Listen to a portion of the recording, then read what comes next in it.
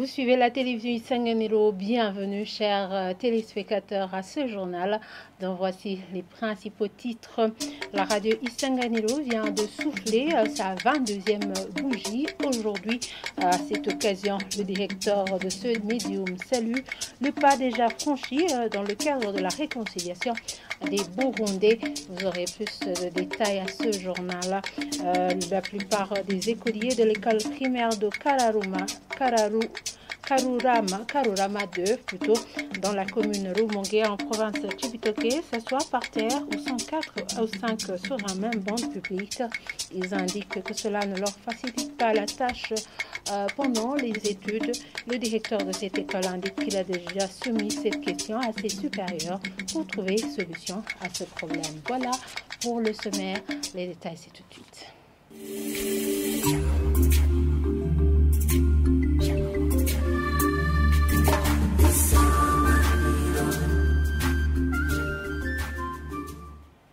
Je vous le disais en titre, la radio Isanganiro fête ce lundi son 22e anniversaire.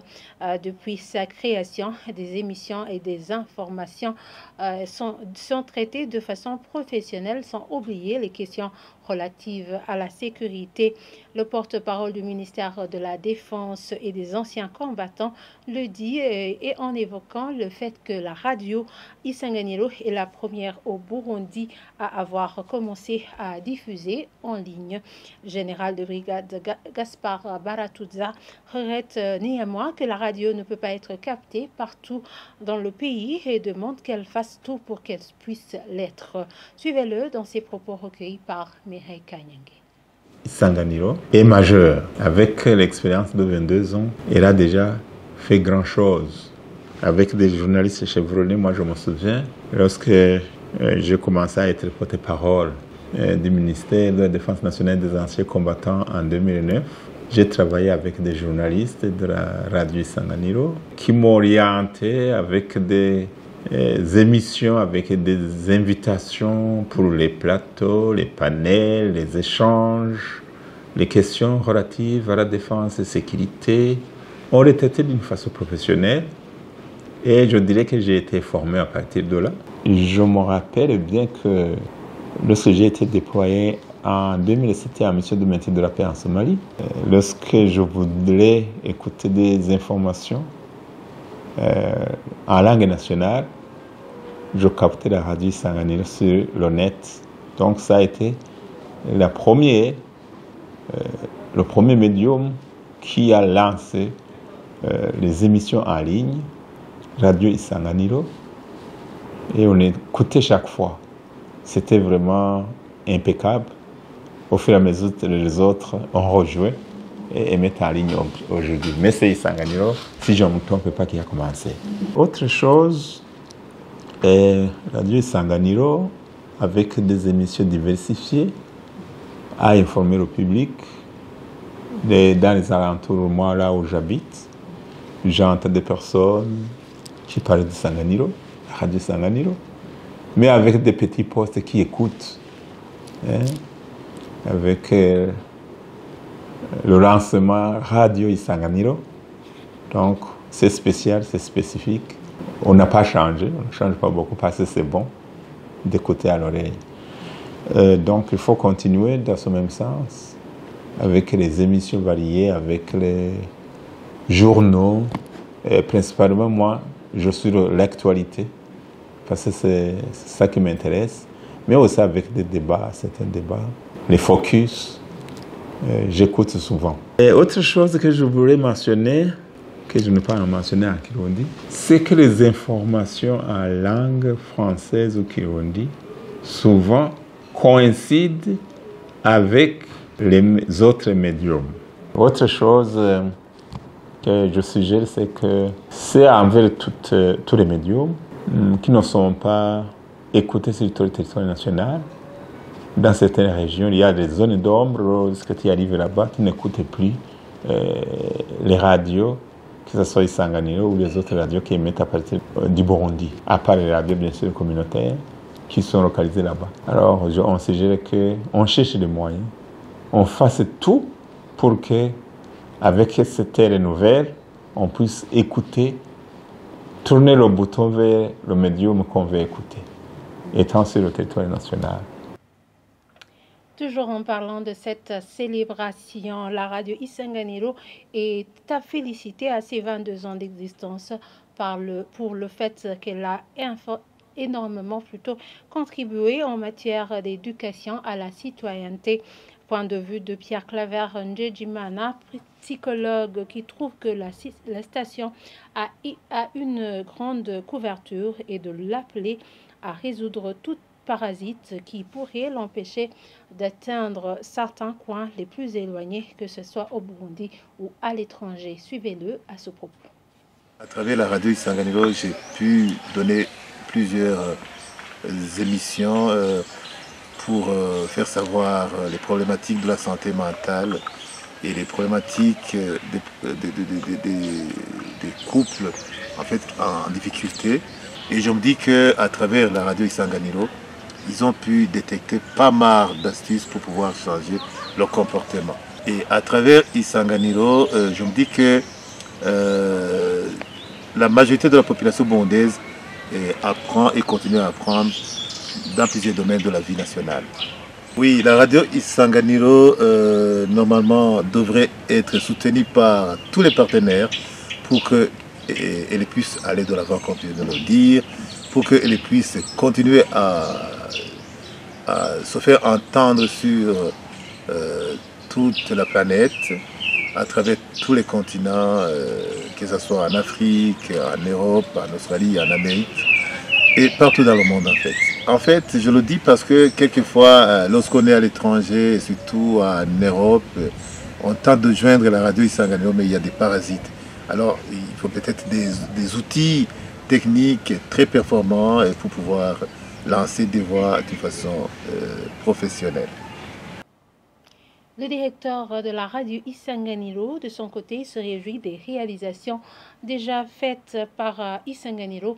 Charles Makoto parle entre autres de sa contribution pour la paix et la réconciliation des Burundais à travers des espaces de dialogue. Il a souligné également que des programmes de promotion des droits des femmes et des jeunes ont permis de montrer qu'ils ont un rôle à jouer dans le développement du pays. Suivez-le. Une de nos grandes réalisations est d'avoir contribué au retour de la paix et à la réconciliation des Burundais à travers le dialogue, et nous avons offert un espace d'échange et de débat qui ont permis la participation des partis antagonistes du conflit sociopolitique qui a caractérisé les Burundais. Des émissions comme Kunama Mosaïque ont permis aux rebelles d'alors et au pouvoir en place d'exprimer leurs opinions, ce qui a permis de déboucher sur les différents accords qui ont été conclus au Burundi pour la paix et la réconciliation. De plus, nous avons mis en avant les personnes qui se sont distinguées dans la protection de leurs voisins lors du conflit politico-ethnique qui a endeuillé le Burundi. Le rôle qu'a joué la RTI dans la promotion des droits de l'homme est également un grand rôle, à travers lequel nous avons fait la promotion de la protection des droits de l'homme, notre cheval de bataille, à travers les programmes que nous avons menés, à travers la sensibilisation que nous avons fait, à travers des émissions publiques en direct ou en différé, qui ont permis à toutes les couches de la population de participer et de donner leurs différents points de vue sur des aspects comme le droit de l'homme, mais également des aspects comme le renforcement de la paix et la démocratie, et surtout dans les périodes électorales qui sont des périodes souvent marquées par des tensions politiques. Et selon toujours Charles Makoto, les défis ne manquent pas car la radio a rencontré quelques difficultés au cours de ces de ses 22 ans d'existence. Le directeur indique que les crises qui ont secoué le Burundi ont aussi affecté le travail de la radio ainsi que la vétusté des équipements qui empêchent la radio d'atteindre la population comme elle le souhaite. Mais à ce point, Charles Makoto tranquillise que le problème est en train d'être résolu. Suivez-le. Parmi les défis auxquels on fait face aujourd'hui, c'est notamment la réduction de notre zone d'écoute. Cela se manifeste par les interventions de nos fidèles auditeurs qui, deux fois, appellent pour dire à tel endroit ou à tel autre, nous ne sommes pas en train de recevoir le signal de la radio-télévision Isanganiro. Cela est dû à l'usure de nos équipements de relais. Mais de là, je tranquillise les auditeurs de la radio Isanganiro et les téléspectateurs de la télévision Isanganiro que des efforts ont été consentis, notamment l'approvisionnement en électricité alternative, parce que deux fois, ce sont des pannes dites aux coupures intempestives de l'électricité, mais également nous avons déjà effectué des commandes des émetteurs qui nous permettront de recouvrir l'entièreté de l'espace qui était couvert jusque-là et encore une fois à loger les pays voisins, la partie littorale des pays voisins comme ça a été dans le passé. Donc ces initiatives sont en cours, mais également il y a d'autres difficultés liées qui sont externes à la radio Isanganiro, liées à l'approvisionnement en carburant, qui font qu'on n'arrive pas à faire des descentes sur terrain jusque dans les différents coins du pays. Cela est un défi, mais nous nous organisons tant mieux que possible pour que nous puissions relever tous ces défis et pouvoir continuer à servir la population burundaise comme ça a été notre engagement dès le départ. Je salue le courage et l'abnégation qui a caractérisé le personnel de la radio-télévision Isanganiro durant différents moments de crise politique que nous avons connues en 2015 qui a conduit à la fermeture de la radio, mais des crises aussi économiques, même les défis actuels. Si on va le relever, c'est avec le personnel. Donc nous les encourageons d'aller toujours de l'avant, de rester toujours attachés à l'éthique et à la déontologie et de faire toujours, de produire des productions de qualité. Clôturons ce journal par la page éducation. La plupart des écoliers de l'école primaire de Kalulama 2 dans la province, plutôt dans la commune Rugombo, en province Cibitoke, s'assoient par terre ou sont 4 ou 5 sur un même banc pupitre. Ces écoliers disent qu'il est difficile de mémoriser les cours, mais aussi qu'ils rentrent avec des douleurs au niveau du dos suite à ces conditions. Le directeur de cette école, Maniragaba Etienne, indique qu'il a déjà soumis cette question à ses supérieurs pour trouver des solutions alternatives à ce problème. Le point avec Ornella Mucho.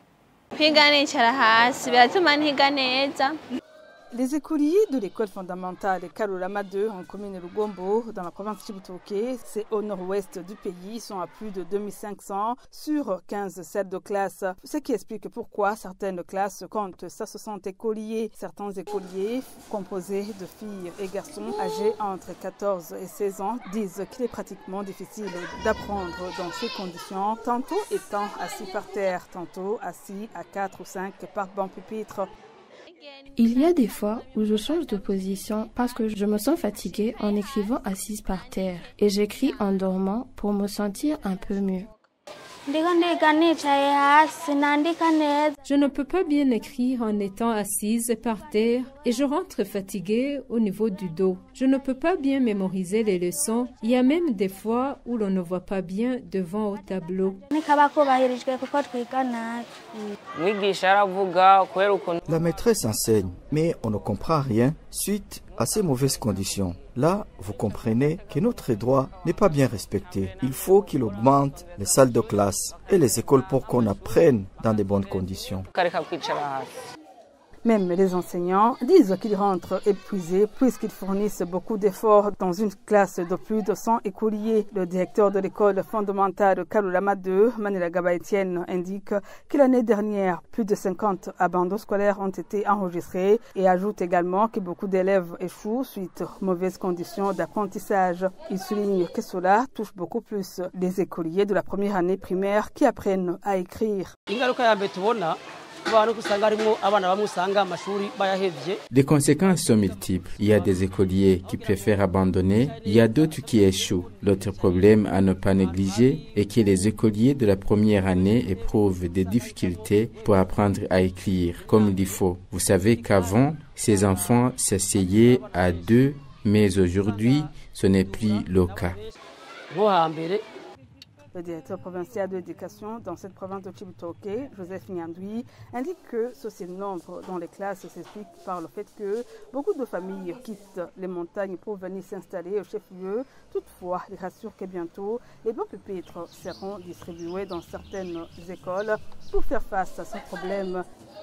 Cela est du fait que la population qui quitte ces milieux ruraux vient s'installer dans ces centres à vocation urbaine. Nous pensons que peut-être le problème trouvera solution parce que le gouvernement ne ménage rien pour que ce problème soit levé. Au moment même où je vous parle, il y a des bas pupitres qui sont en train d'être fabriqués dans toutes les communes. Je pense que les enfants qui abandonnent l'école pensant qu'ils sont en train d'apprendre dans de mauvaises conditions, ils ne pourraient pas y penser à l'abandon scolaire, plutôt ils doivent résister. Ces enfants doivent continuer à étudier parce qu'on doit espérer que ça va prendre fin.